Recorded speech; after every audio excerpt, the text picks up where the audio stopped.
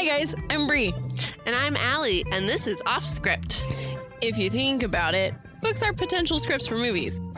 When this adaptation happens, typically it's disappointing because they went off script. In this series, we will be talking about how off script they went.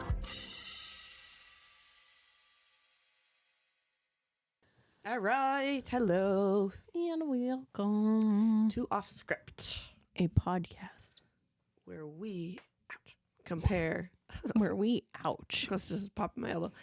Books to their movies. Yeah. Do they do it right? We don't know. Hey, we think we're on to a ending catchphrase, kind of. We have to perfect it.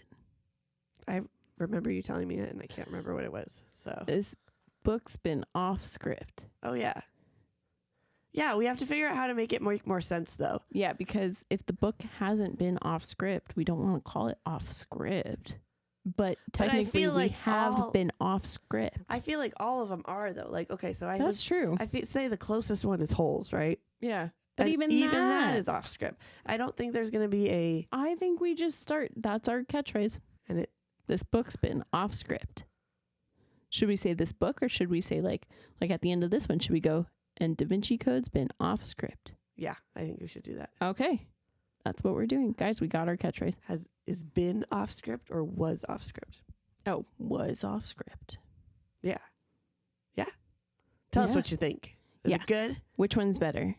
I'll post a little poll in Instagram. Yeah. Or you can tell us you hate it.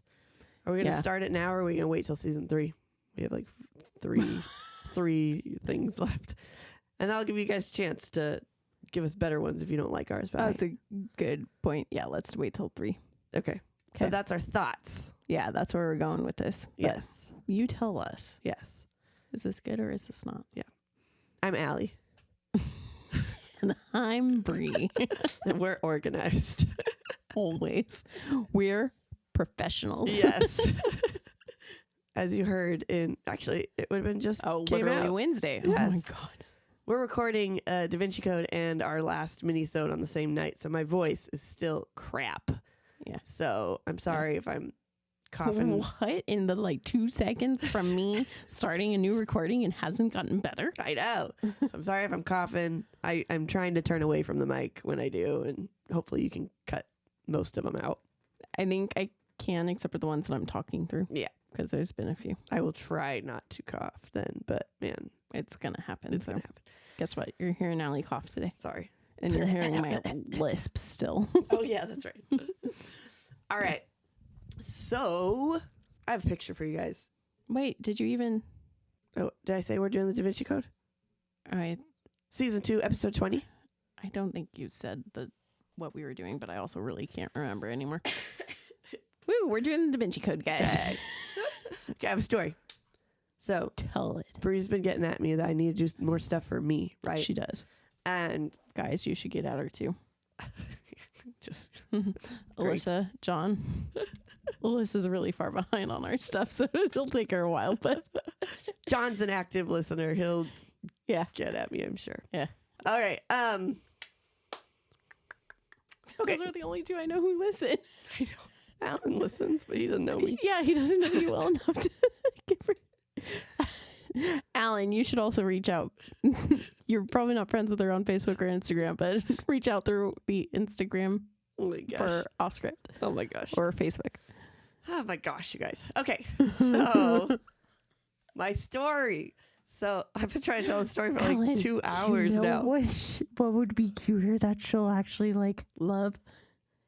Send a video of Ashton and say, Alli, do stuff for you, and have Ashton laughing or something. I just want to see another video. I could tell. I was like, okay. You're like, I don't care.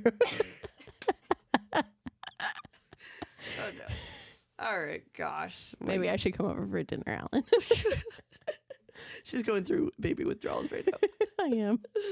Okay. Oh gosh. Okay, my story I've been trying to say for an hour. You just went from 2 hours to 1 hour? I don't know. How long have I been at your house? Only an hour. Okay. Yeah, okay. So you definitely lied earlier when I cut you off for Ashton. Gosh. So now my story is going to be like, everybody's like, oh my gosh, what is the story? It's really a nothing story. Goodness. But also, guys, you should realize this is how we tell stories. So like we'll be talking to each other, but then we'll like diverge and go off on other things. So when she first got here, this is what she did. And then like, I feel like you got probably halfway through your story and you're like, you know what? I should say this. Yeah, because then you started talking and then I went off on something else. We did the whole thing and I was like, never mind, I'll just save it for the podcast because then I can actually get through it. Still haven't freaking gotten through it. And it's really a stupid story. And everyone's going to be like, that's what we waited like this 10-minute conversation for. My gosh. Okay, let me tell you my story. Hey, but then they'll know how much to get on you for doing more for yourself. Oh my gosh. Okay. So, goodness. I was supposed to help host a baby shower today, or I did. And I went right from Riley's T-ball game.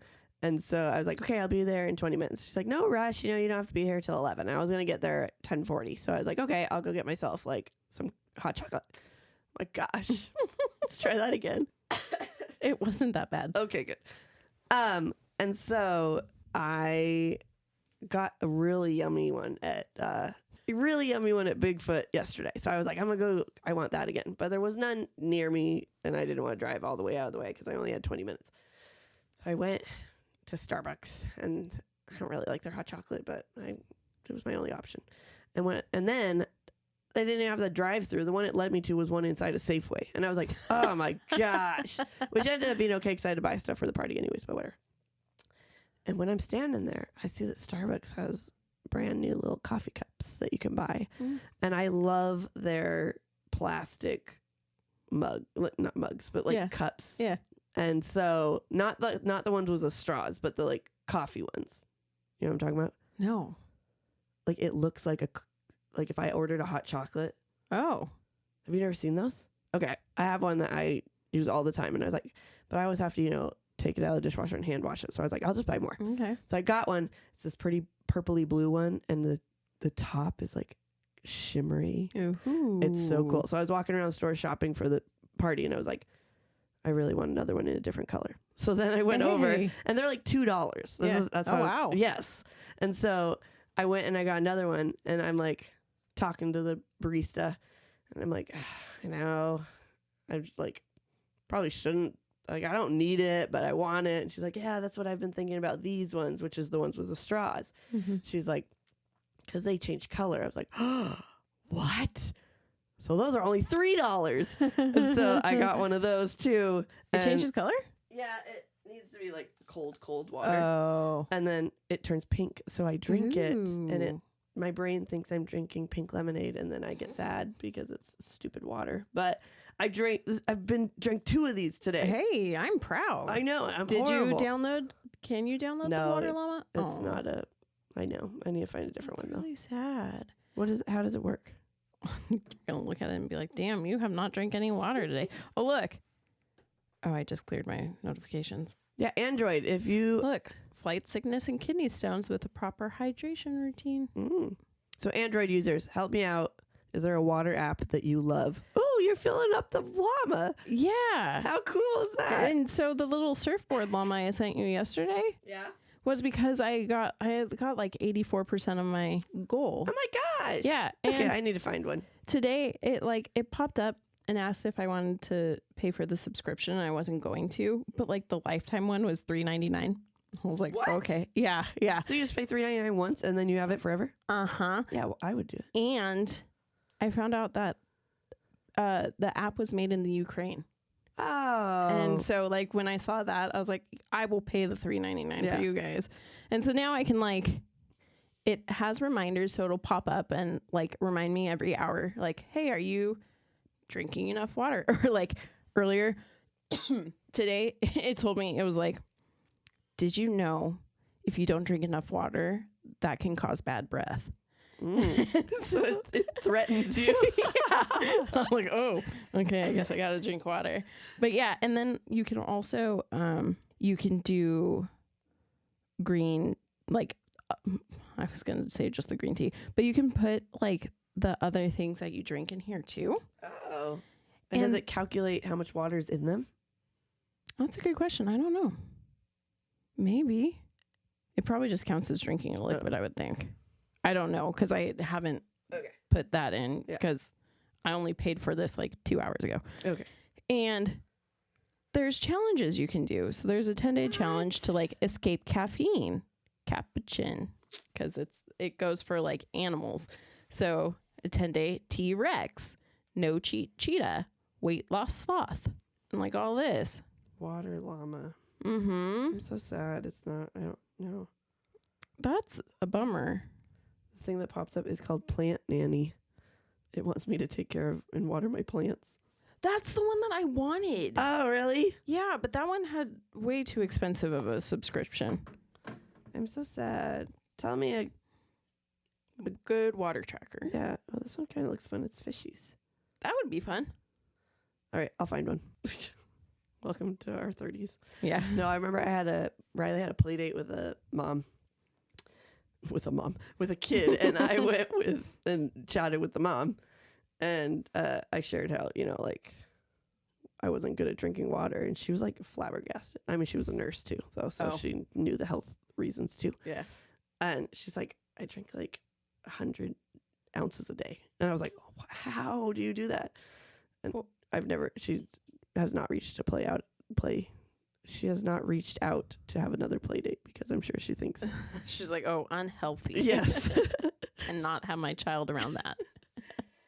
It's funny because my naturopath was telling me that I should drink, my goal should be 64 ounces, but in the Water Llama app, you put your weight and based off of your weight, it gives you your goal.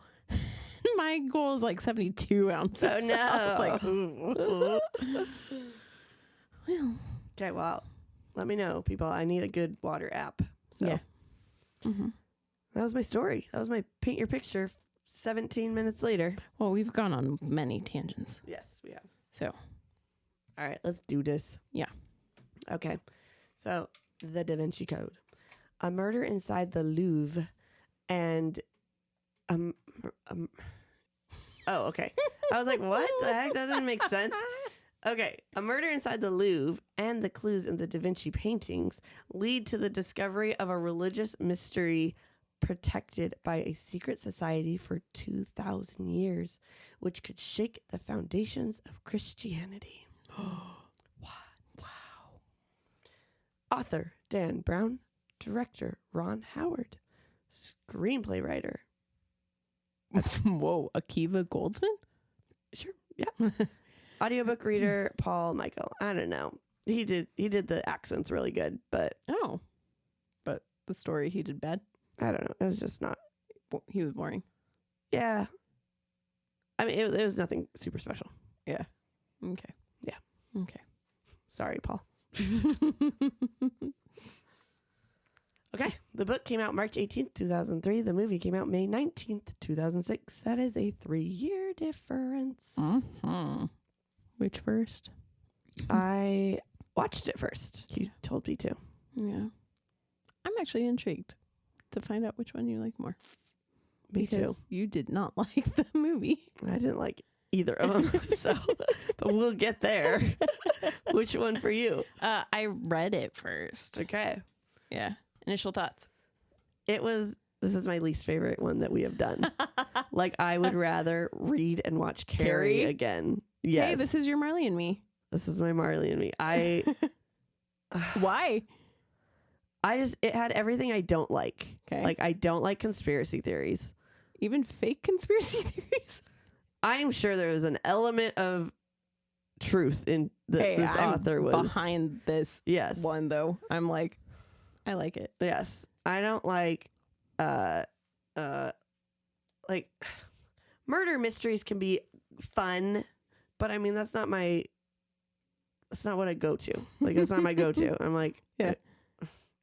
And then it's just too complicated. Like, I just wanted to enjoy a book, and it's like I don't know, all these like paintings and like I know nothing about art. And then it was like me growing up a Catholic, even though I'm not anymore, like I was just like, offended, and it was just like, I'm a Catholic too, and I'm not offended at all. well, I don't know. I was just like, it was not my cup of tea, and I just didn't like it. And like, I watched it first, and then I read it, and then I was gonna rewatch it to have in my head.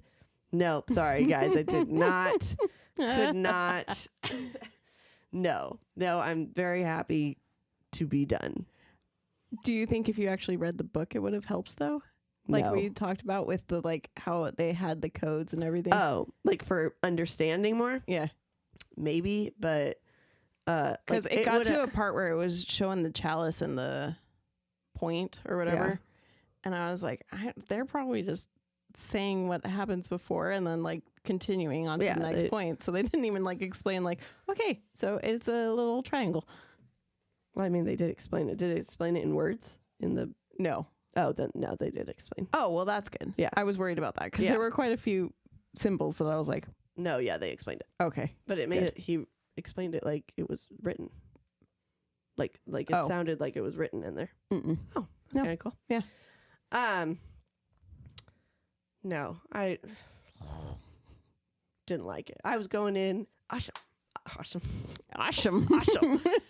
I was like, I love National Treasure. This is a scavenger hunt, figure it out type of book. No, it was like, no. Let's do the podcast and be done with it.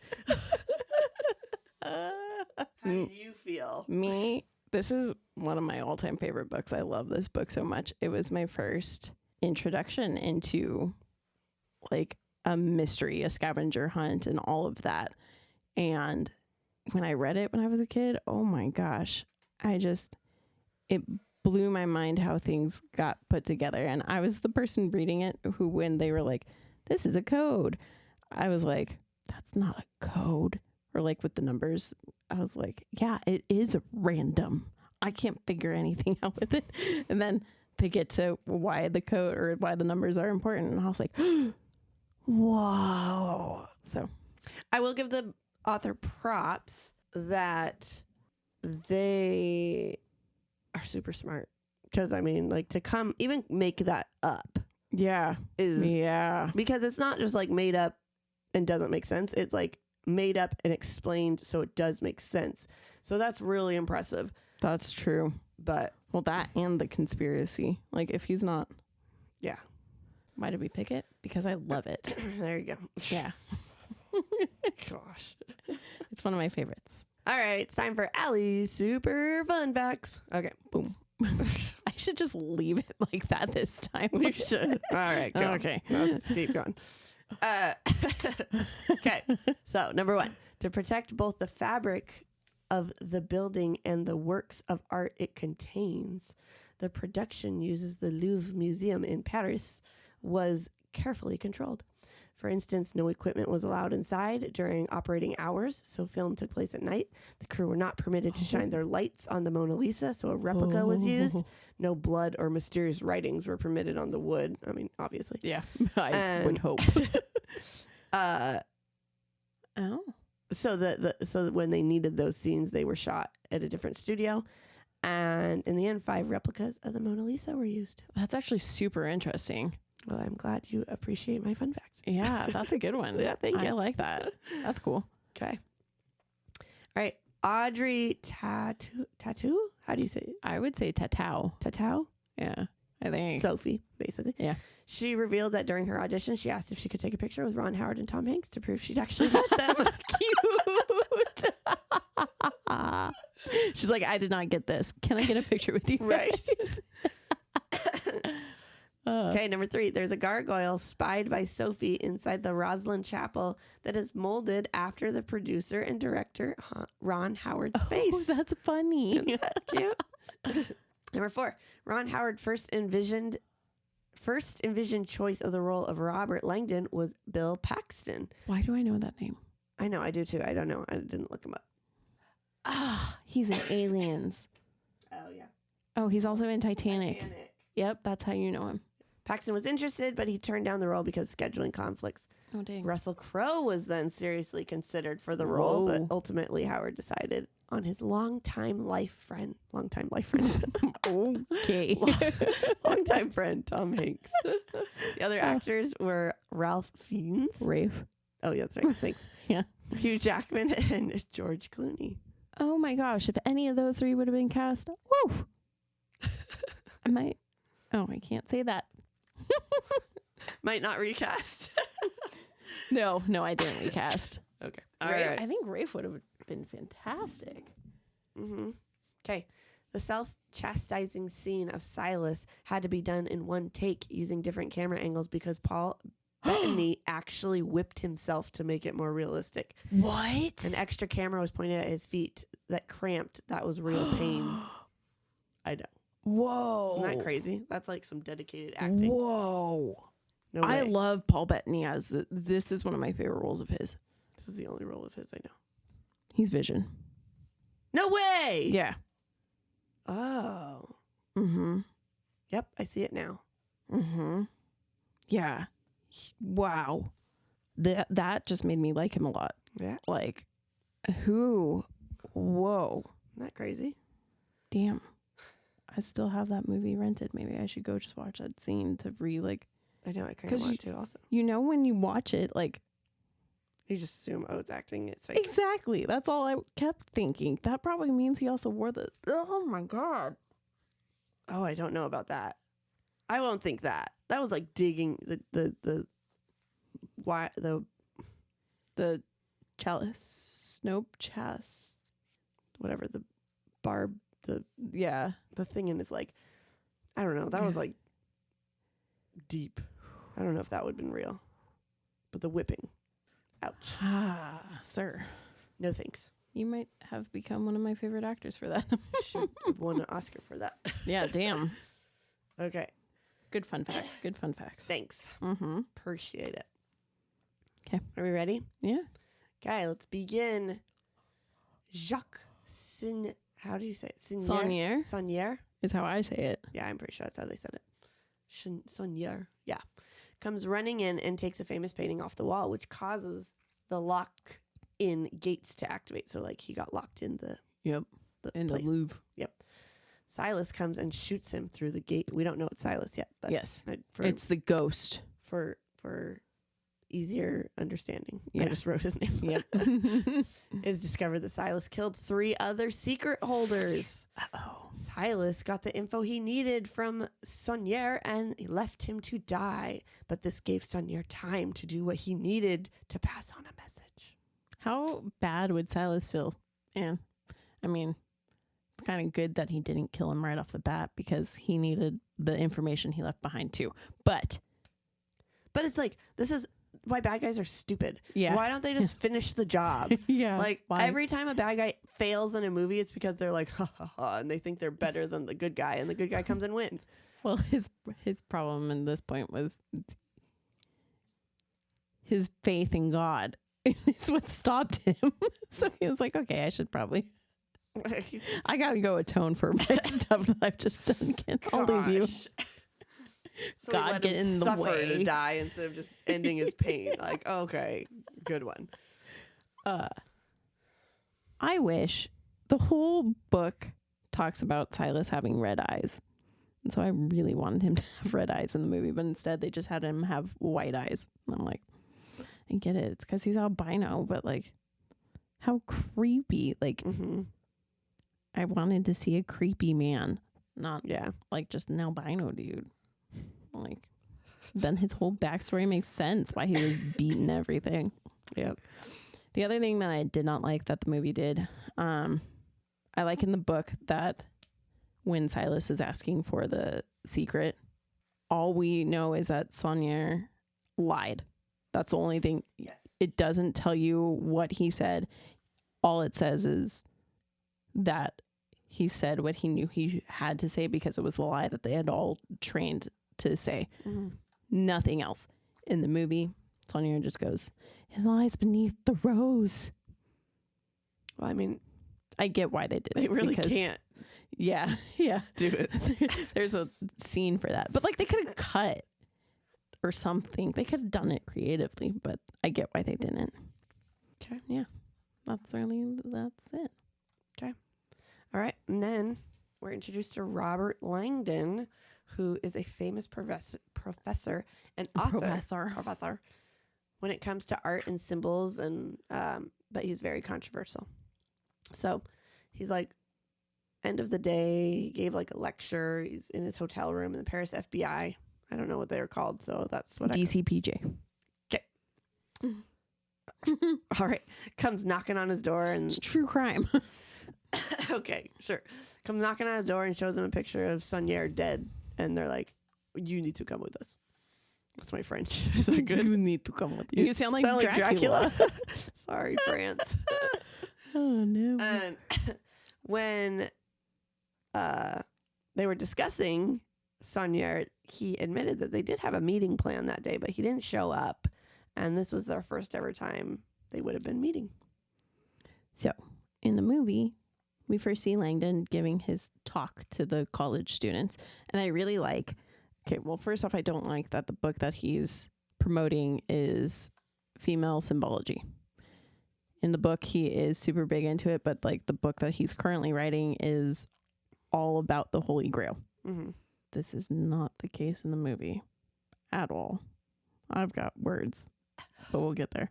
But Isis in the book becomes a very big character and a big part of the story because she's a goddess of something. She's a female goddess, essentially.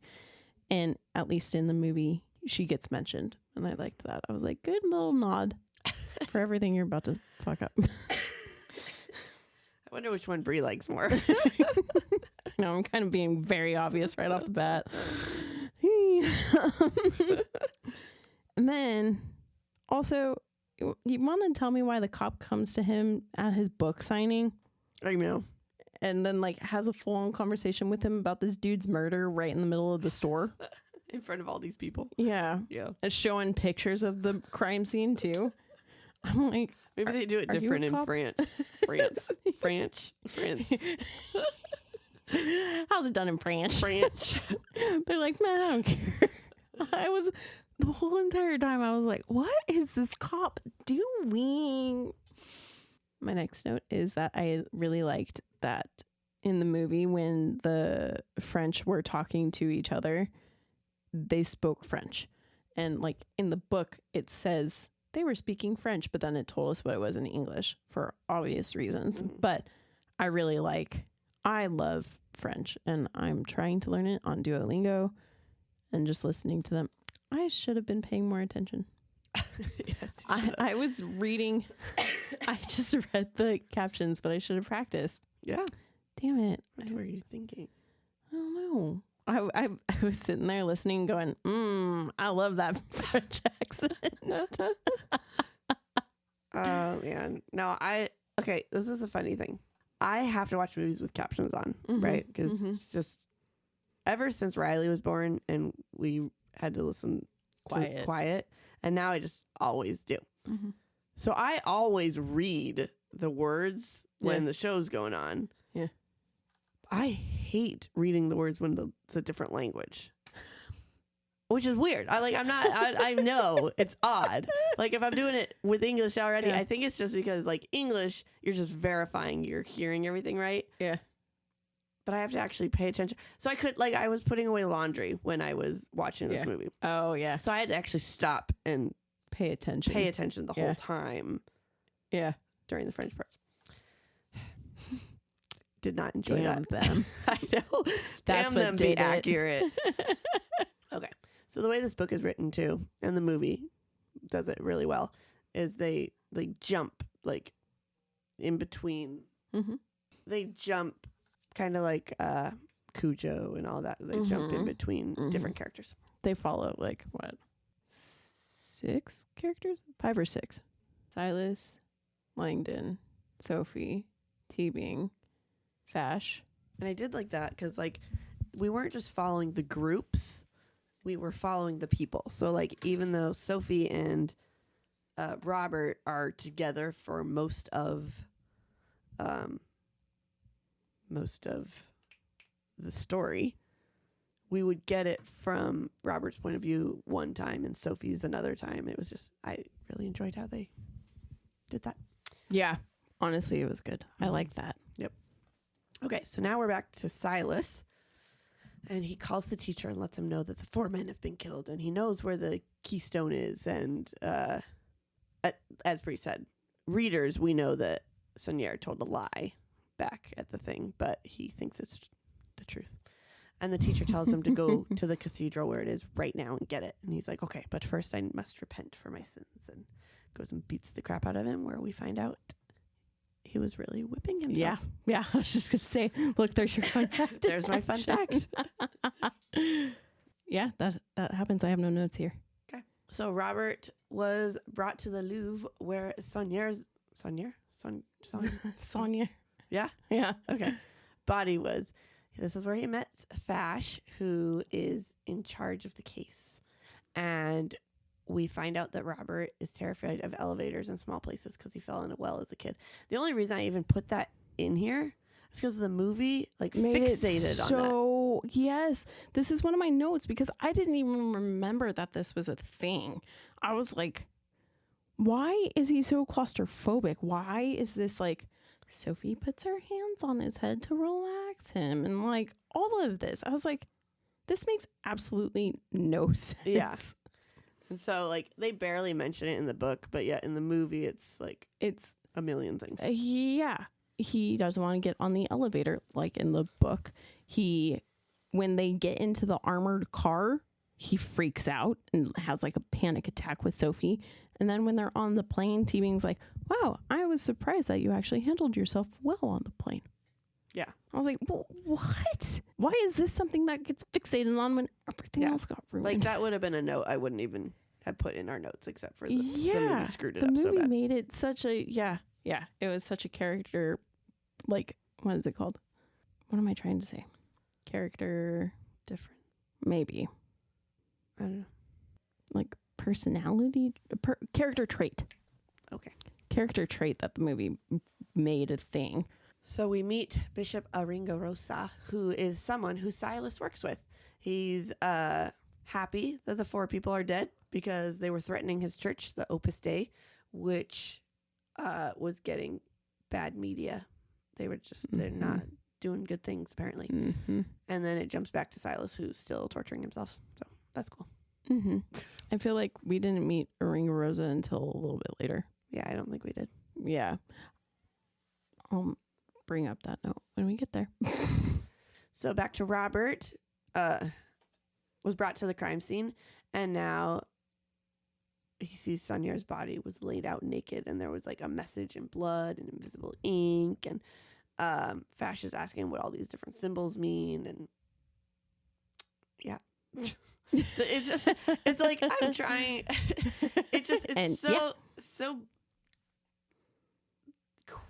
Not quick, but like you feel like this needs to keep going, but then the next part is a different character.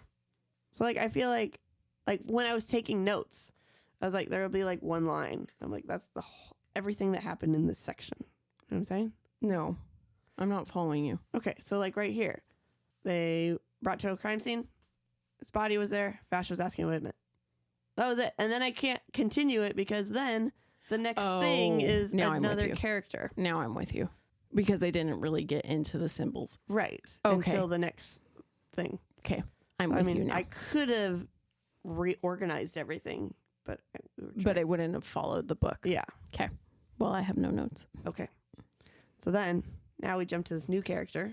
Yep. A sister, nun, and works at the church where Silas is going. Oh, yeah. So, see, there's way more than the 6 that I was trying to say. Yeah, but there's like the main 6. And then there's a couple extra. Yeah, that get thrown in. And she's woken up by her priest saying, okay, someone's coming and I need you to just let them in tonight. Like, he called her.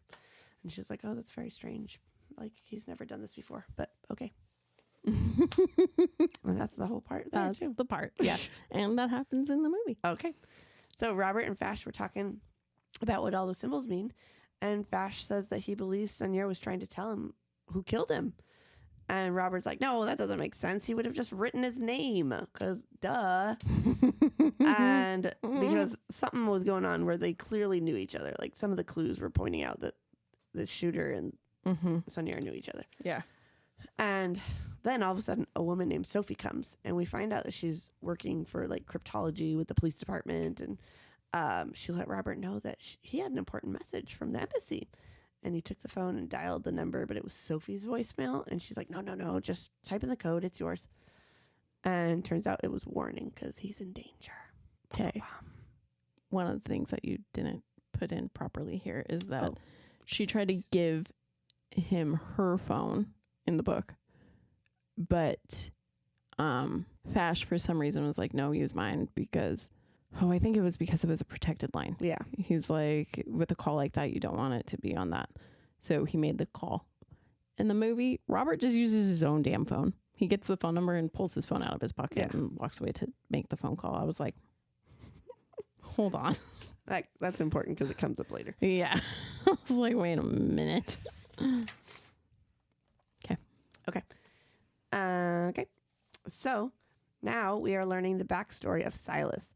And he had a drunk for a dad, and he ended up beating up his mom and killing her because she gave birth to an albino kid. And so he beat up Silas too, but Silas finally stood up for himself and ended up killing his dad. And he ended up getting arrested because he was beating up and killing a few other guys. I don't remember why. I think it was just because they were picking on him. Yeah. And then he woke up on a missionary's doorstep who we find out was the bishop, just, back when he was a missionary, not a bishop. And Silas joined his church, and he was given the name Silas because he couldn't remember what his real name was. I skipped a whole section. Hang on. So he was in prison before he woke up on the missionary's doorstep. He was in prison for 10 years, and an earthquake happens and breaks the wall down, and he breaks free. So then meets up with the bishop. And Silas was given his name because this was the same story of Silas in the Bible, where he was locked up and an earthquake happened and he was set free. Mm-hmm. And so then it jumps back into the present time, and Bishop Aringarosa is agreed to speaking with this teacher not to talk to Silas until they collect the keystone, because everyone's safety. No one can figure out who anyone is that way. Mm-hmm. That happens just later in the movie. Sorry. You're fine. So back to Robert. He made an excuse that there was an accident at home and he needed to use the restroom to clear his head. And there he met up with Sophie, and she showed him a tracking device that was in his jacket. And he's being watched, and he's the number one suspect in this murder right now. And he's like, what the heck? I haven't done anything. And Sophie shows him the official thing that Sonia wrote, which ended with P.S. Find Robert Langdon, which is why he's the number one suspect right now. And Sophie shares that Sonia was her grandfather, who, and his whole message had secret codes in it, like P.S. is Princess Sophie, which is her nickname, and the random numbers were to make sure a cryptologist was on the case. And the way he was laid out was like the Da Vinci Code, the Da Vinci Code. What is it? The man. The man. Yeah. Drawing. And or like the something of man. Yeah. I can't remember what it's called, but yes. Yeah. Which you would think he would make it a little bit more obvious that he's not trying to frame Robert Langdon. I mean, I guess he knows that he's dying, but you would think he would be like, oh, if I write it like this, it's going to make it seem like he did. Yeah, but maybe he was like really about to die, and that was like the last He's thing like, this he is all I could gotta do. That's true. He probably ran around everywhere before. Right. You're good point. So in the book, it makes sense how the cop slipped the tracking device in his jacket, because when they were at the hotel room, he grabbed the jacket for him to be like, here, have this. How did he do it in the middle of the store? I don't know. At the signing without Robert noticing. Right. I mean, how do pickpocketers do anything? So. Good point. And he's a cop. Maybe he got trained on that. Yeah. Oh, and my next note is not here yet. Okay. So, Fash was talking to his team about how Robert isn't onto them yet, but then he gets a phone call from cryptology department saying that something's off with Sophie. That's all I got for that part. That kind of happened. Okay. Yeah. The guy came up and was like, Fash, Sophie wasn't sent here by blah, blah, blah. Yeah. And so Sophie, back to them, tells Robert that she needs to get to the embassy, or he needs to get to the embassy. I need to get there. I need to be safe. So it's he's your safe embassy. until they prove him guilty, because Fash is like, you're my man. You're going to spend all these months in jail until, your lawyers prove otherwise, versus, being good cop and being like, okay, you know what, maybe it's not you type of thing. Yep. Because it looks better arresting someone than not. Yep. So that kind of happens. But the thing is, in the book, she's more so like, okay, we're going to split up so that you can just get to the embassy. Whereas in the movie, she's like, we need to get you to the embassy, and they take their sweet time. Yes. So back to Fash. He was getting caught up with who Sophie was, and they noticed that the tracker, because he's in the room with all his computer guys. Yeah. And the tracker is getting closer and closer to the window, and then it just falls out the window. And they're like, oh my gosh, he jumped. What a crazy dude. Right. And then it jumps to Sophie's and Robert behind the scenes. And reality, she put the tracker in soap and threw it out the window into a truck. Yep, that happens. Yep. Silas was going on about how he was doing God's work. And so he gets to the church, and the nun offered to show him around because, the reason he was there is because he's so interested in the church, right? Mm-hmm. She's like, no, thank you. Or he said, no, thank you. I'm going to go pray by myself, and then I will just look around and I can lock up when I'm done. And she decided to spy on him because she felt like something wasn't right. He's being real sketchy. This happened when we already just talked about it. There's a second part for the nun and Silas, but the next one that you're going to talk about is what happens next in the movie. Okay. When she... Yeah. So Sophie and Robert were discussing codes. Oh, you got more? I actually have a note about the nun thing, though, because when that happens, Silas flat out asks her about the rose line. And it's like, where is the rose line? Whereas in the book... Oh, yeah. He has to be very sneaky. Yeah. He's not being like, where's the rose line? He's like, oh, I just want to go and pray. And then he goes and finds it himself. Yes. So Sophie and Robert are discussing codes, and they came to the conclusion. It's funny as I could have put that in the next bit, but whatever. That's okay. They came to the conclusion that the numbers were not just random. It was an anagram for the Mona Lisa. And so Sophie has a memory of how she hated the Mona Lisa, and her grandfather always brought her to see it. Yeah. Oh. Okay, well, I guess this is where I'll say, on their way out, Sophie's like, do you mind? And she goes and says goodbye to her grandfather, basically. She goes and looks at him. Whereas in the book, she was like, that's where my grandfather is lying dead. I don't need to see that. Right. It makes a little bit of sense. I get wanting to say goodbye, but do you really want to see him naked? Murdered? Yeah. Well, you go naked, I go murdered. I mean, the mix. Okay. So then we're back to Silas, and he's looking for the key at the rose line, which was the clue that the four guys everyone gave told him. Yep. Mm-hmm. It lies beneath the rose. Mm-hmm. Okay. And Sophie gets the black light pen from wherever it was with her grandpa, and ran into Robert, because she was trying to solve more of the clue, and he's supposed to be going to the embassy. They ran into each other, and because Robert doubled back, he realized, he was like, oh shoot, we're missing this, and he figured a piece out, so he ran to go tell her. So he asked her if she's ever seen the PS anywhere else before, and she has this memory of finding a key of her grandfather's that had a PS on it, and she was told she'd get that key one day if she kept it a secret. Keep it a secret. That didn't happen in the movie. Yeah, that didn't happen. Okay. So now we're at Fash. Mm-hmm. And he called the embassy to try and figure out what Robert's message was. And they found out that he didn't get a message because that's like a way outdated phone service and they don't do that anymore type of thing. And he redialed the number that Robert called on his phone and he figured out it was Sophie's message. That did not happen in the movie because Robert used his own phone. Yep. Wow. Back to Sophie and Robert. They go to the Mona Lisa and he has a flashback about him teaching about it and all about Leonardo da Vinci and all that sort of stuff. It was actually pretty interesting. That was like one of the only like learning bits of this book that I found interesting.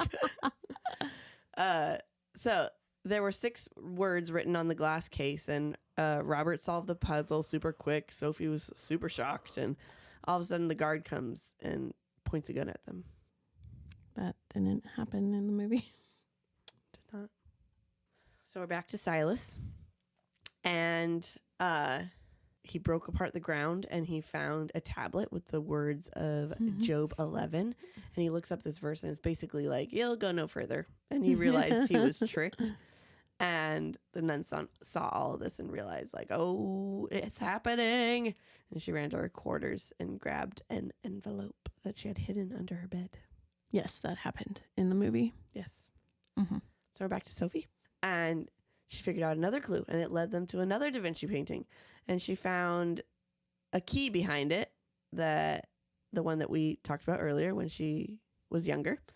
And she held the painting hostage, threatening to stick her knee through it and like knowing that he wouldn't shoot a painting millions of dollars worth. And they got away. So the painting was the Madonna of the Rocks.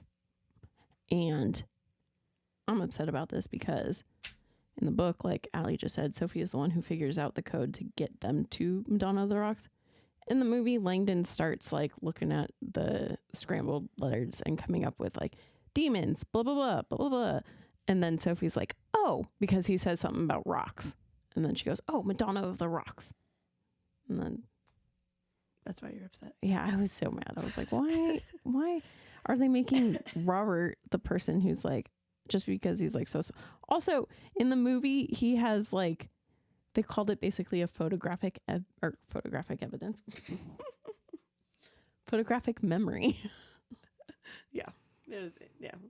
Yeah. I also read a fun fact that this scene with her like having the painting hostage is a deleted scene. Oh. Yep. I wish they kept that in. I know. I don't know why they didn't. Yeah. So the nun, back to her, called all 4 members of this secret society and confirmed that they were all dead. And then Silas comes and kills her because she won't tell him the information he wants. Yep. That happens in the movie. Cool. Yeah. Okay. So now there's a car chase going on their way to the embassy. And Sophie has a memory of her grandfather doing a weird ritual, which she decided she wanted nothing to do with him after she saw him doing stuff.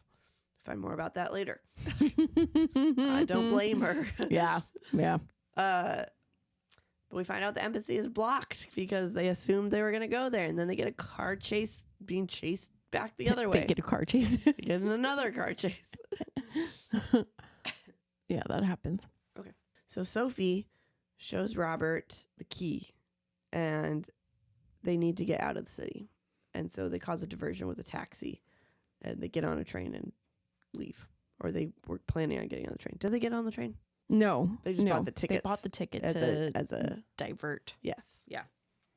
So like a taxi diversion, a train diversion, and then they stole a car. That did not happen in the movie. So now we are back to the bishop and we learn details about why he doesn't like the Catholic Church because they've gone soft and they're forming to the new world. So like approving of things that the Bible did not approve of and all this stuff. And also going away from the self-torture. Yes. Mm-hmm. Could you imagine if they actually kept that? I don't think be Catholic. I was just going to say I wouldn't be Catholic either. No. Goodness. Okay. So back to Sophie and Robert. They find a secret message on the key. Okay. Cool. Yeah, that happened. Okay. Oh, wait. But I did want to say that now in the movie is when we meet the bishop. Wow. And he is in like this, it almost seems like a church head meeting. And he just tells everyone about the teacher. And he's like, oh, don't worry about it. This is for him. Whereas in the book, he was very secretive and very much like, this is what I'm doing. Mm-hmm. This is for me, because he's supposed to keep the teacher a secret. Right. And then I also liked that in the book, they make you think that Aringarosa is a bad guy up until the very end. In the movie, you can tell that he's a good guy, like right away. Did you feel that? Or was that just me knowing? Oh, that might have just been me knowing. It might have just been you knowing. Okay. I don't know. I think I also had mixed thoughts because he's Dr. Rock. Yeah. So I'm like, bad guy.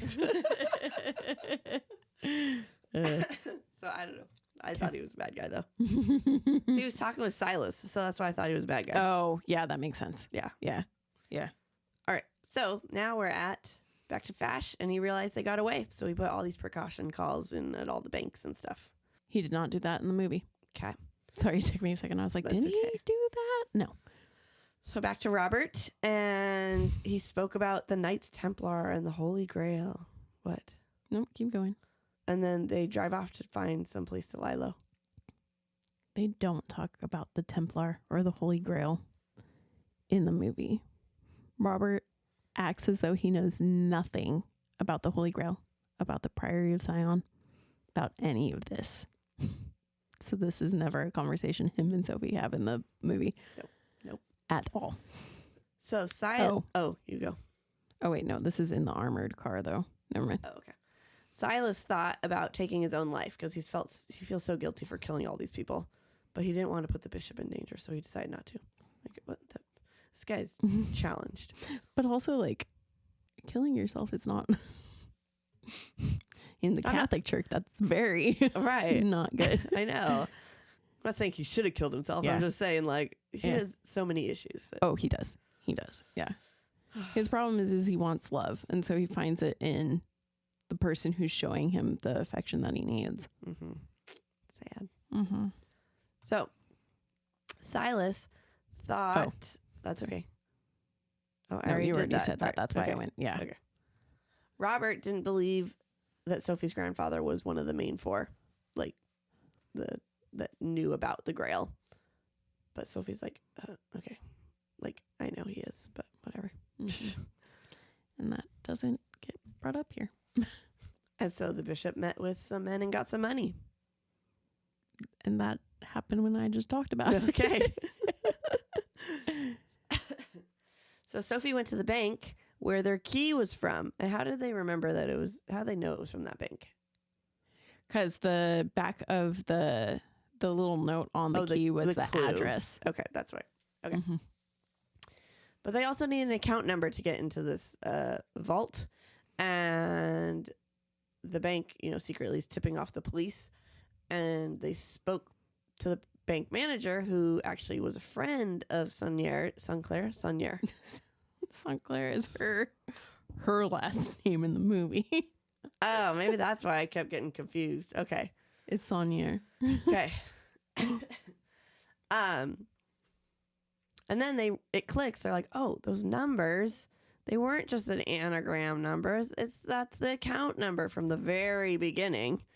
And they got into the safe, and there's a box, and it has like liquid inside of it, but it's like they can't see it. Oh yeah, because it's a crypt. Oh wait, no, they don't know that yet. You're right. It's just got liquid in it. Yes, they haven't opened it yet. Yeah, they don't know it's a cryptex. And the manager escorts them out. Yeah, that happens in the movie. Okay. Yeah.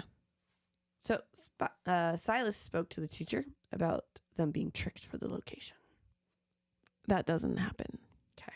I don't think. I don't remember seeing that happen. I don't either. Okay. I don't remember anything. So. My favorite part of this is Alli kept... she was reading the book and like, Bri, It's been spot on. What haven't you liked? For the most part, all the big things they have been. Yeah. But soon we're going to get to the where they not. But I was going to say, I think their first big screw up is not having Langdon be a freaking scholar in the Holy Grail and the Knights Templar and researching the Priory of Sion. Yes. But that's my beef. All right. So they open the box and it's cryptex. And Robert doesn't know what this is, but Sophie explained it all to him because it's a code thing which her and her grandpa did all the time. And she shares that not only is her grandpa one of the four, he's the leader of it. And the car like parks. Oh, because they went into an armored car. The bank manager escorted them out and drove them away. And he comes out and then he points a gun at them. And the guy shot a warning shot telling Robert to hand over the box. And Robert sneakily puts the bullet in the door so the door won't close. And his plan worked. They got the box back and they drove off and left this guy there. And Robert and Sophie needed somewhere to hide. And Robert knew someone who was obsessed with the Holy Grail. So they went there, and that's where we find Lee. And he asks them 3 British questions before letting them enter because he's British and he does not like the French. And he's very proud of being Brit. Yes. Okay. So in the armored truck, rather than the whole entire conversation that they just had, which is what they should have had in the movie, Sophie and Langdon go about talking, are you religious? And, oh, I'm not really religious. Are you religious? I'm like, what? Wait, what? What? And then, like we said, he was having a panic attack. So then Sophie puts her hands on his temples to try and help him calm down. She does like weird acupressure points. And then when the banker pulls over to try to get the box, he goes, 20 years I've been waiting for someone to get that box. Yeah, so it sounds like he's going to steal it. Yeah. When he's supposed to be protecting it. Yeah. I was like, what in the heck? He doesn't say that at all in the book.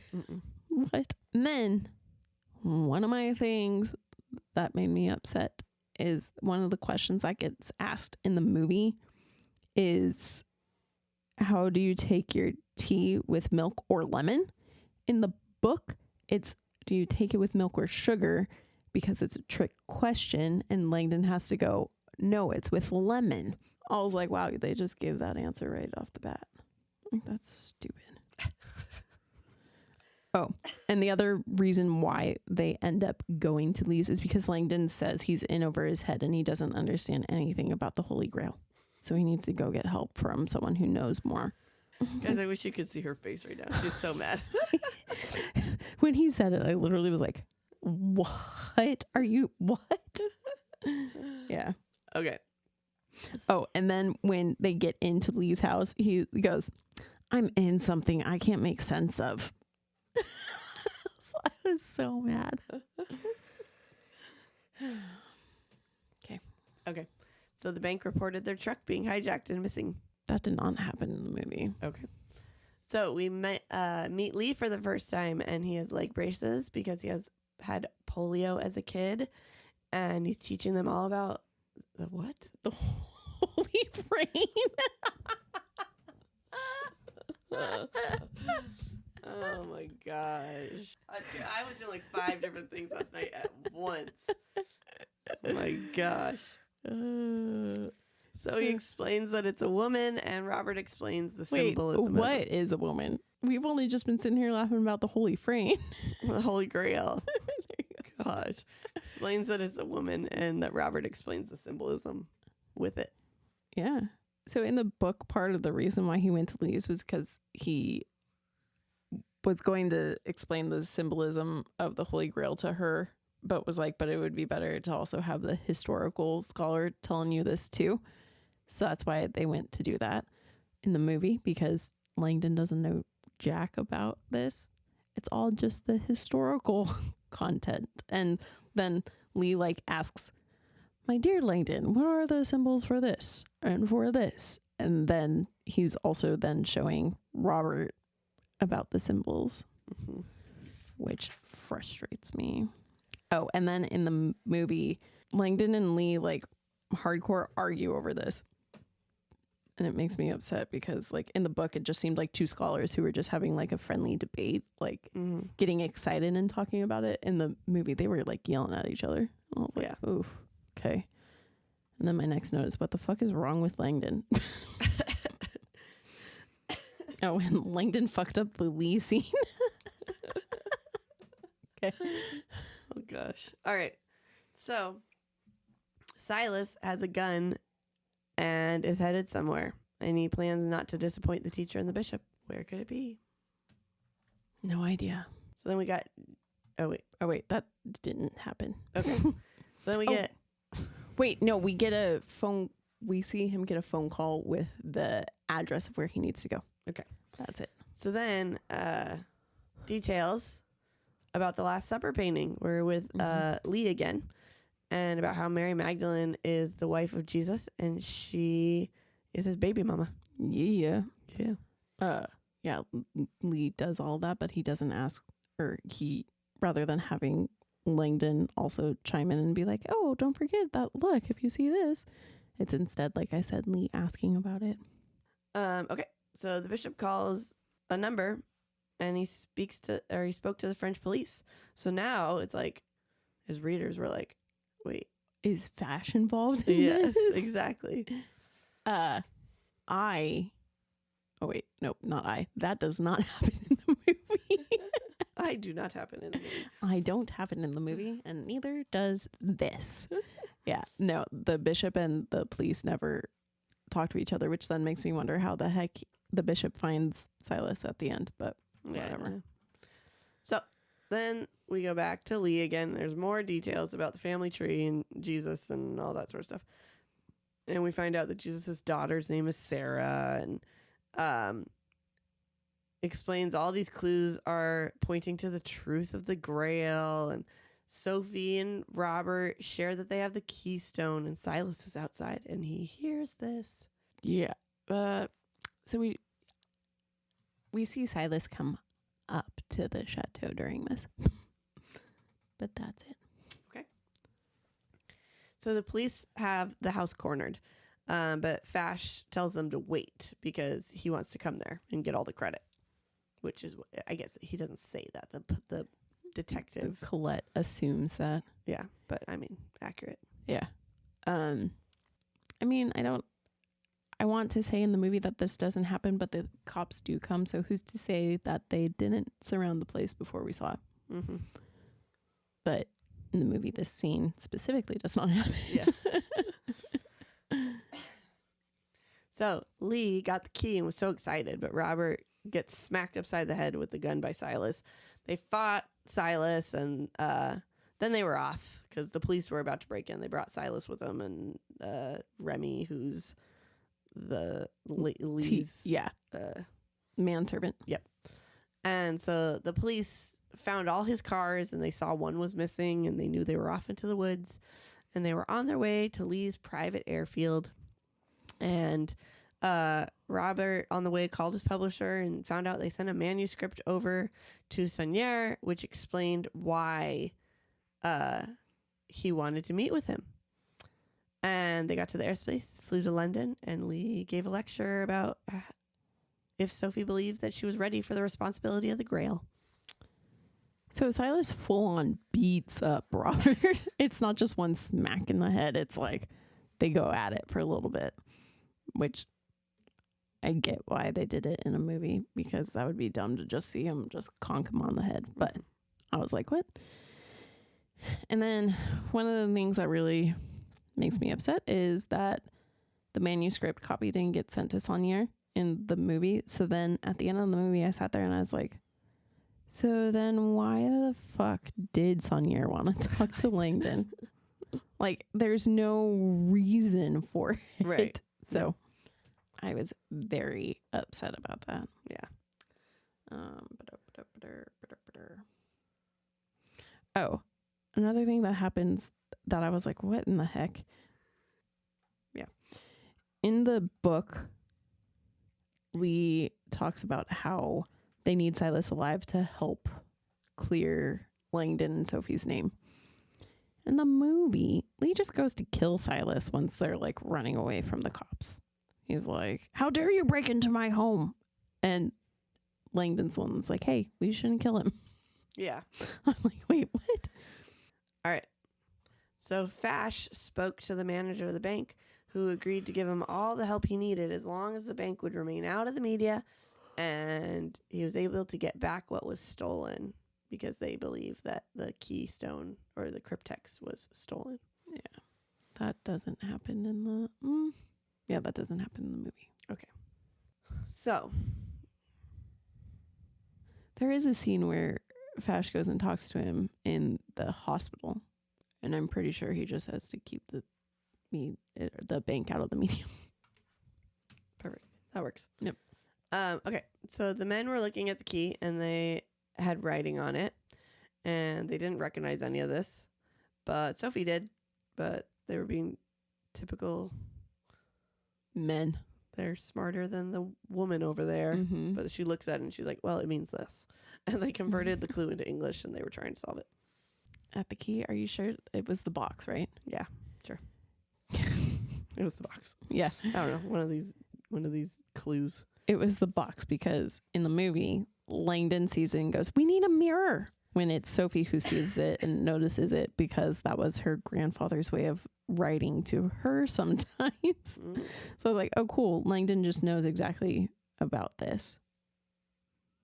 And also on the box in the book, there's only like a short little clue. In the movie, there's 2 of the clues from the book in one on the box.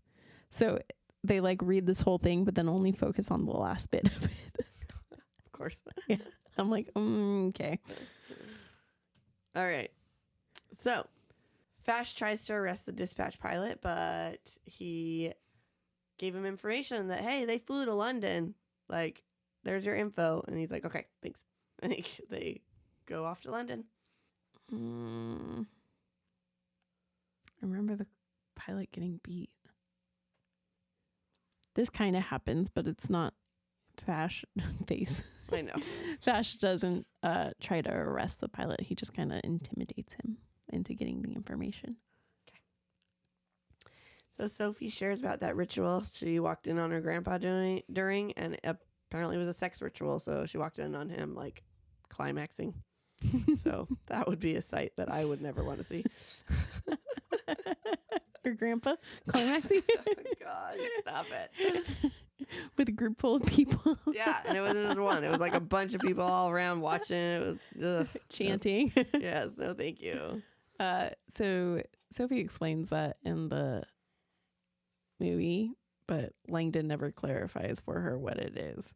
Yeah, he goes into details and explains the whole reason for it. Yeah, and which, like I mean, why the Priory does it.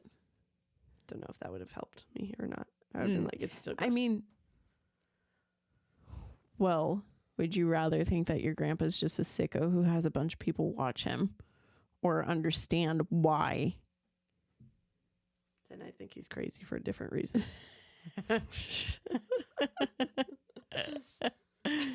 Yeah. Okay.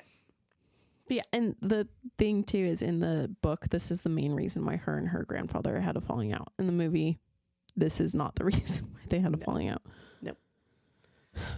All right, so the bishop is on his way to England now because he's staying updated with everything.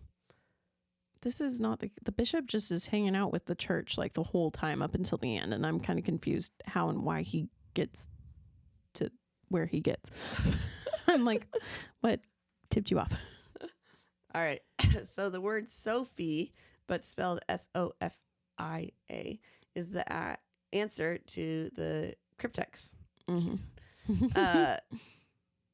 Because there's 5. But okay, I have a question. Yeah. So it opened the cryptex, but right. Okay. In the movie, they're like, if we only get one answer, and it's like if it's wrong, it's gonna break the vinegar. Didn't they try it like a bunch in the? Okay. I was like, they just had to be dramatic flair. No, it's just if you pull it too hard, that's what will happen. Okay. So you can try to pull. But the second it gives you some like fight back, you don't continue to pull. You stop and you go and guess again. Okay. Or not. Hopefully you have ideas. You don't guess. But Right. you're just sitting there. See all the 12 million possible. It's like Wordle. Yeah. Yeah. You have 5 spaces, but you don't get the green and yellow. So one of them might be right, but you don't know. This didn't happen in the movie. And I kind of feel like this was almost one of the times where Sophie started softening up to her grandpa, because she was like, oh, my name is basically one of the clues that he used. Like, that's kind of sweet, even though it was also tied in with everything he believed. Yeah, this was not the case in the movie. There's only one cryptex. Yep. Then we jumped to the police, and a bunch of names and dates were shared, and one of them was Nicholas Flamel. I was like zoning out throughout like the names, because there was like a friggin' like 50 names they read. Yeah. And dates, like birth and death. And one of them was Nicholas Flamel. Actually, like, I do remember reading that. I'm like, what? It's just so funny because I'm reading the first Harry Potter to Riley right now, and we're on the chapter Nicholas Flamel. So I just was like, so cool. Anyways, okay. So the driver of the armored car called the police, and they decided to move and not tell Fash. Oh, because they figured out where, they figured out something about Robert and Sophie, and so he's like, I'm gonna go and take the lead on this and not tell Fash. Yes. I don't remember what I can't remember what he figured out. I don't either. Good notes, Allison. Very good. Especially since that does not happen. So, all right. So, dispatch called the plane and let them know, hey, there's been a gas leak. So, you need to come park at the main terminal. And they knew this was a trap. And so, Lee parked in his personal spot anyways. And the police showed up and shared that the French police told them that Robert and Sophie might be on board and a hostage. And Lee's like pissed off. He's like, I have a doctor's appointment and I'm leaving now. Be late. And you're not allowed to board my plane because it's private property. You need a warrant and all this sort of stuff. And but they board the plane anyways, and it's empty. And he's like, you'll be hearing from my lawyer. And then we get it from Robert and Sophie's point of view, and they like dipped out when the plane was like turning, so they were all sneaky and everything like that. So they didn't get a call to know that the cops were going to be there, but they somehow knew that the cops were going to be there. So this scene happens, and we get to see Sophie and Robert's point of view too, but it's kind of confusing why. Yes. They just assume like, oh, they're coming after us. Right. I'll do this.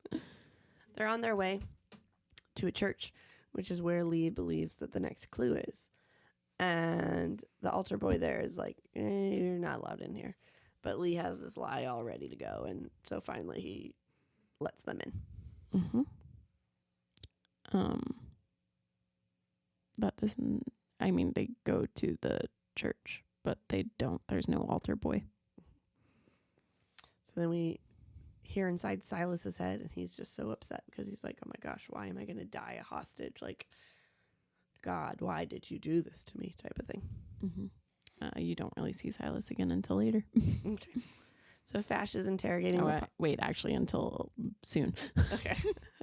Fash is interrogating the pilot and finds out that they were talking about the cryptex. And the bishop calls and is upset because Fash didn't stop the plane to save Silas. What is going on with him? Yeah, that didn't happen. Okay. They're looking at tombs and they find the correct spot and everything like that, or to find the correct spot. And the altar boy's like, these aren't tombs. Like, you would know that based on the lie that they shared. And Remy, who's the manservant, grabs this kid, and Silas grabs Sophie, puts a gun to her, and Robert's like threatening to break the cryptex if they... No one grabs the altar boy. Why did the altar boy pee his pants then? She was scared of the gun and everything. I think so. Okay. Because Remy's hidden because he's not supposed to be known. I thought this is when he shows himself. Yes, but he only does because Robert is threatening to break the cryptex, and he just... Oh, I guess he probably does come in, but... Okay, Allie didn't explain it well.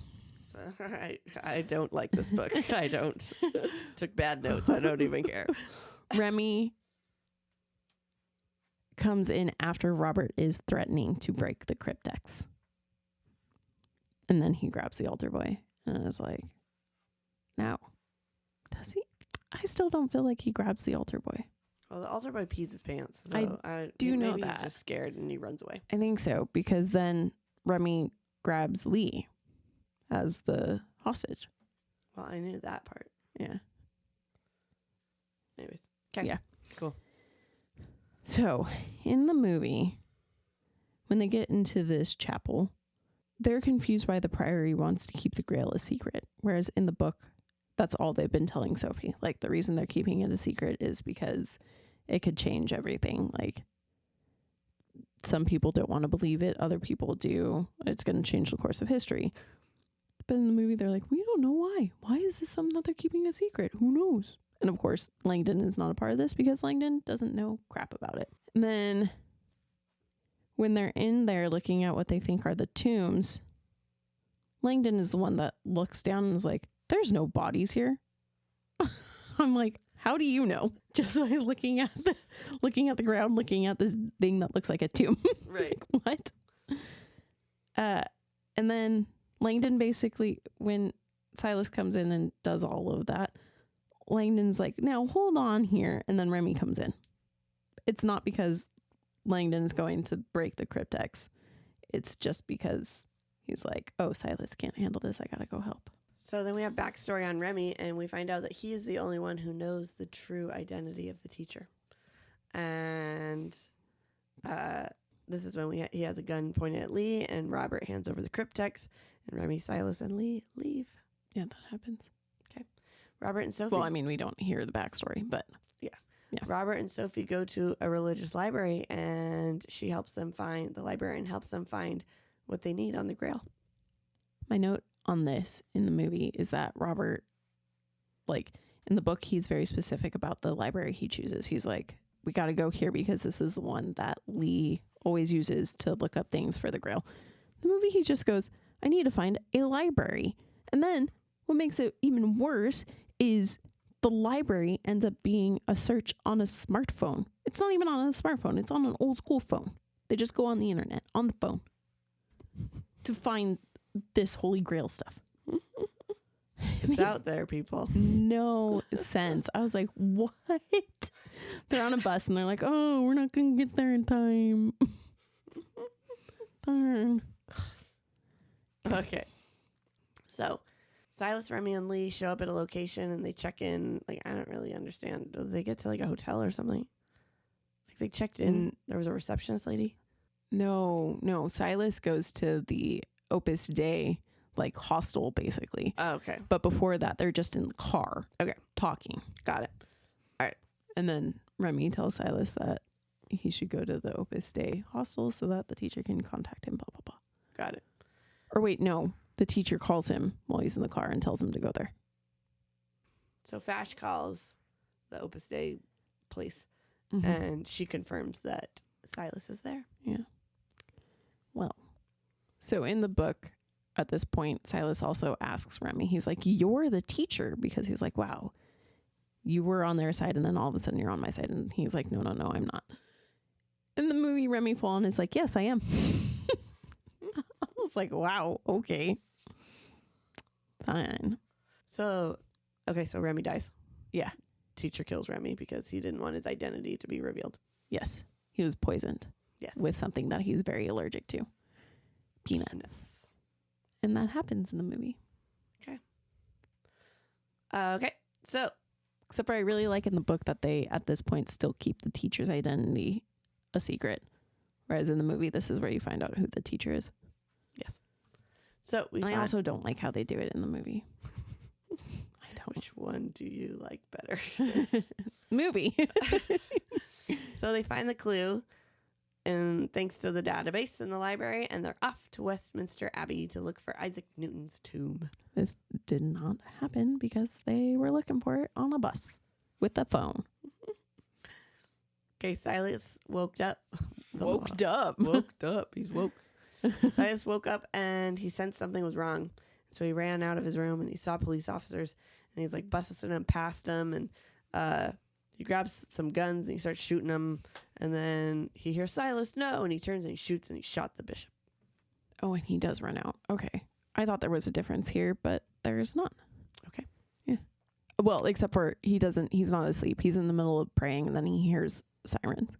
So Sophie and Robert went to where they're supposed to be, and the teacher was there too, but he was having trouble solving it. So he set up a plan to lure them to help him, and he like lures them back into a room, so it's just them and he's like threatens Lee and all this sort of stuff, and it turns out that Lee is the teacher. Mm-hmm. He is. This happens, but not.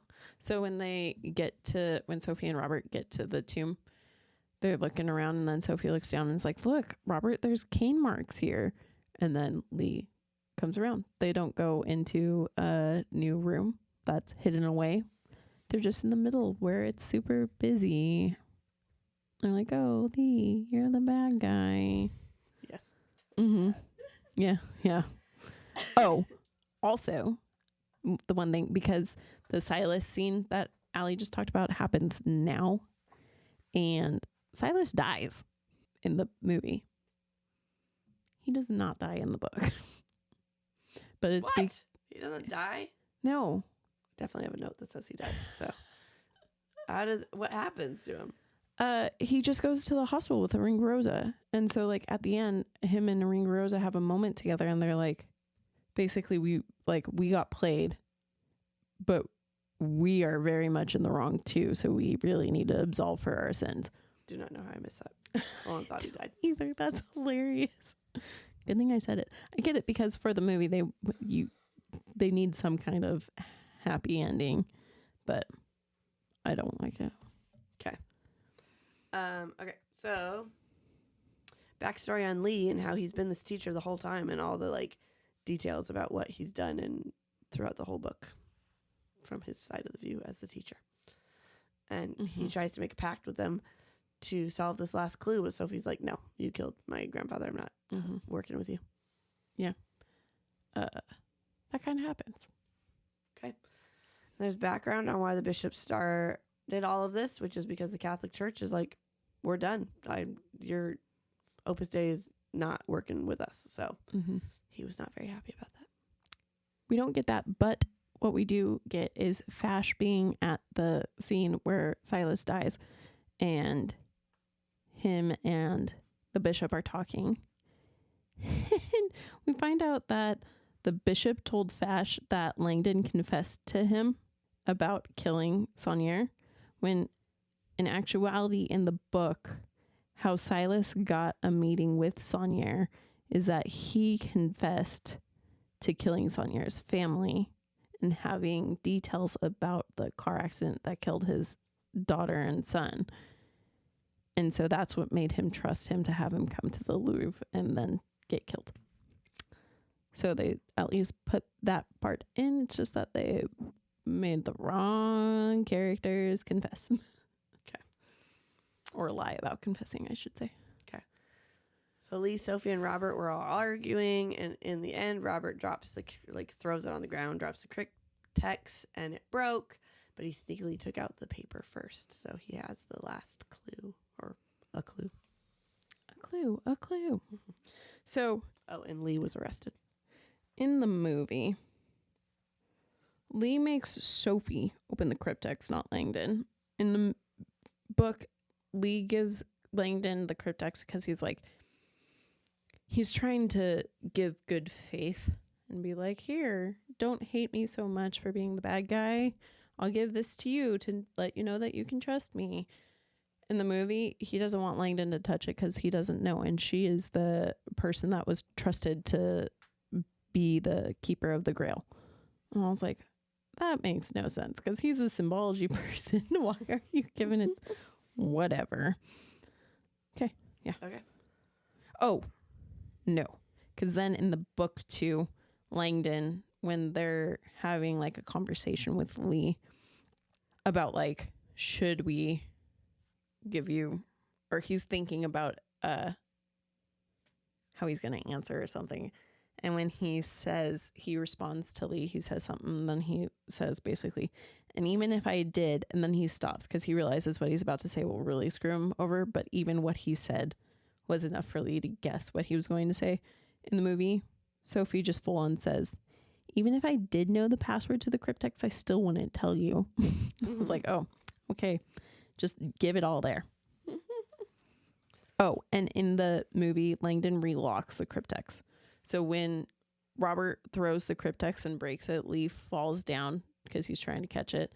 And then when he's sitting there and like trying to mess with it, he can open it and see that it's empty. And so he knows that Langdon has the map. But in the movie, Langdon's locked it again before he throws it and it breaks. And so Lee, as he's getting carried out by the cops, are like, he broke it. He lost the map to the grail. And then he turns and is like, how could you, a scholar, break that? And then he like looks at him and is like, oh, you didn't, you sneaky boy. You have the map. But I was like, that makes no sense. Also, if he's a scholar about this, why hasn't he been a scholar this whole movie? I know. So we're at the part where Silas does not die. He goes to the hospital. Yep. With the bishop. Yep. And the bishop lived, and he wanted all the money to go to the families of the people who died. Mm-hmm. That doesn't happen. Okay. Sophie and Robert went to the last place on the location, which is where most people believe the Grail is. So Robert's like, it's not going to be here. And Sophie recognized this place because she went with her grandfather. And there was this little house in the back, right? Yeah. And so that's where she went. And the guy he was like giving tours, and he let Robert know that his grandmother had a box just like the one that Robert was holding. And it turns out that that's Sophie's brother, and her grandmother is the one who lives in the house back there. And Robert wanted some answers, and so him and the grandmother spoke for a while about all the mysteries, and him and Sophie said goodbye. Okay. So, in the movie, they find all of this underneath the church. Well, they don't, not even all of this. What am I saying? They go to the church, and they go down underneath the church, and they find everything they're looking for. The Holy Grail documents, where they thought that Mary Magdalene was buried, but Mary Magdalene is not there. And then, so now, freaking Robert is like, oh, I can't even remember how he does this. This is where the whole entire movie just gets all kinds of fucked up. My note is, end is fucked. But so Sophie and her grandfather, they fought because she wanted to know about her family and not because of the sex ritual. Like I said. The main thing here is Robert then tells Sophie that he is pretty certain that Saunier is not her grandfather. Which is like, what? So then there's this whole elaborate thing that the priory was made to keep her secret because her and her brother are actually, oh wait, no, not her brother because everyone's dead. Sorry. Her whole family does die in the movie. So she's the last living relative of Mary Magdalene and Jesus. And so the priory's been sent to keep her safe. And so that's who Saunier was. He was just a priory member who got chosen to keep her safe. So then after this, they come up the stairs into the church and all of the priory is there to welcome them there. And then Sophie's grandma shows up and it's like, Sophie, this is the priory. We are all here to protect you. My note is at least the grandma shows up.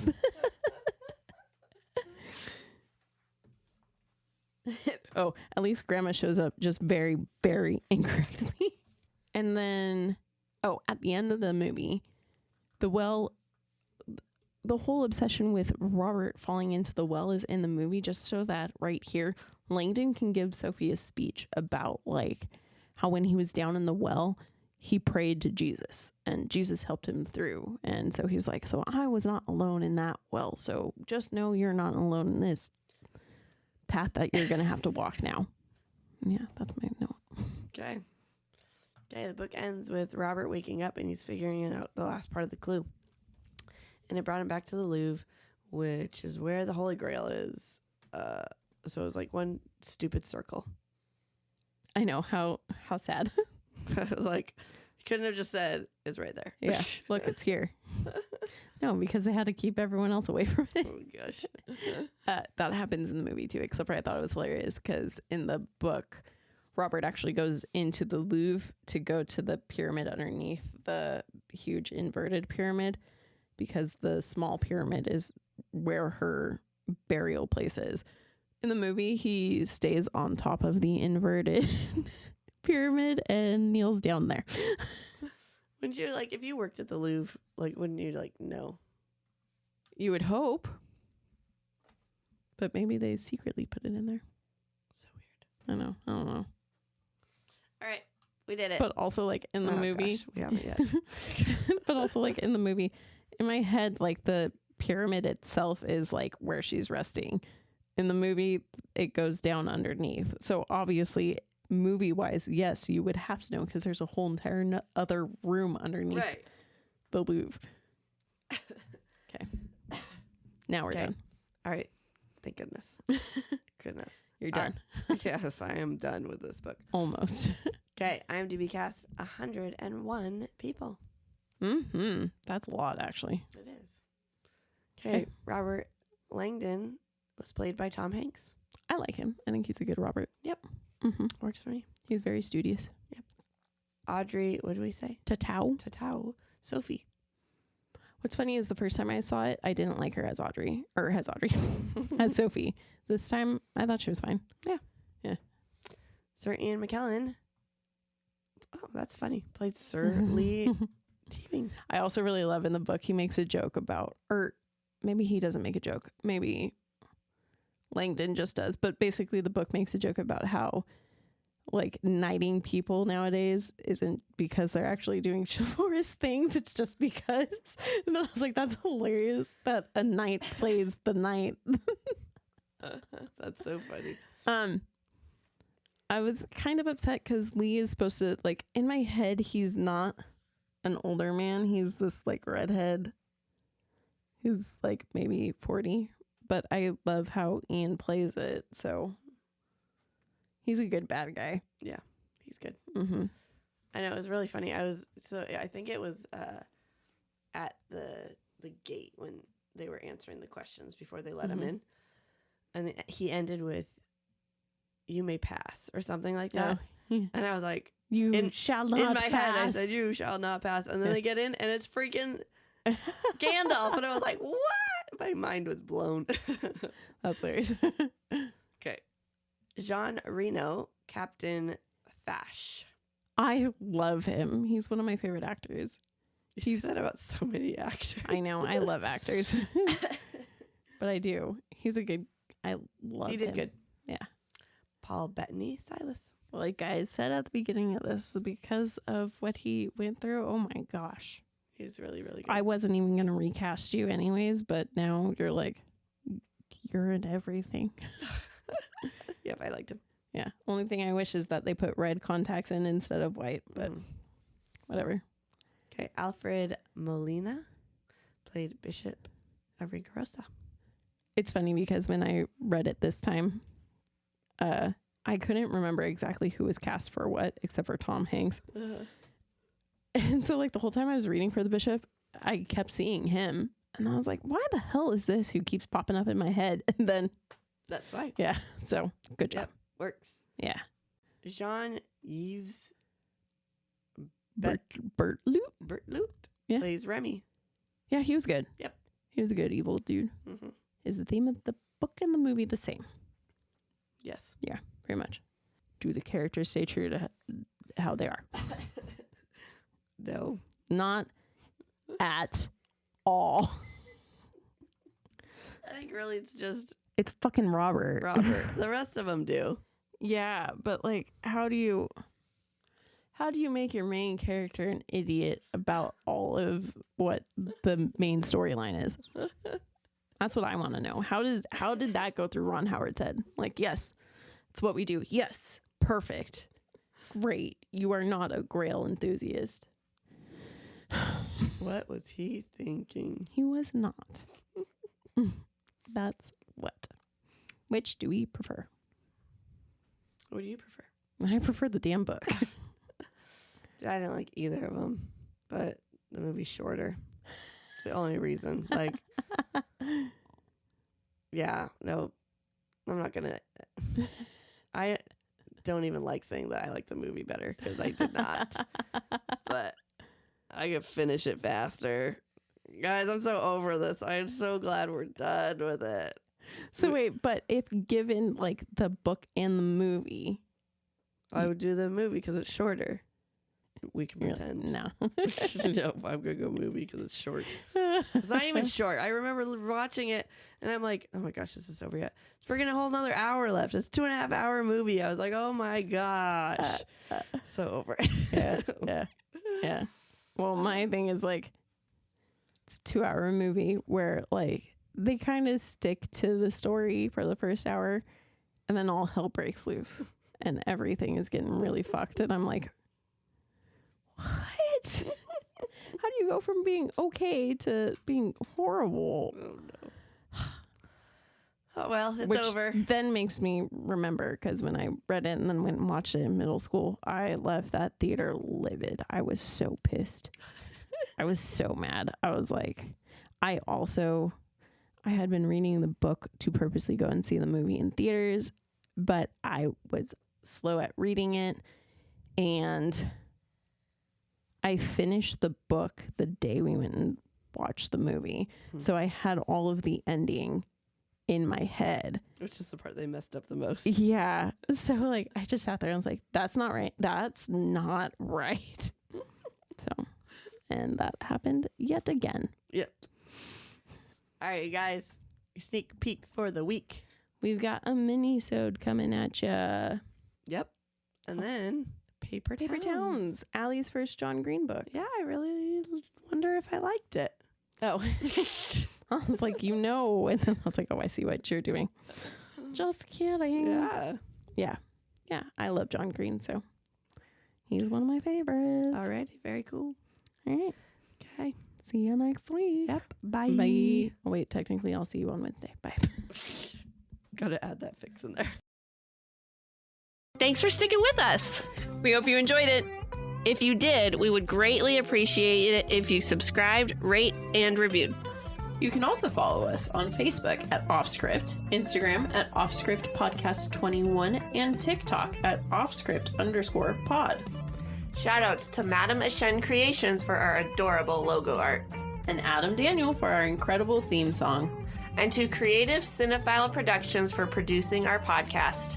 See you next time.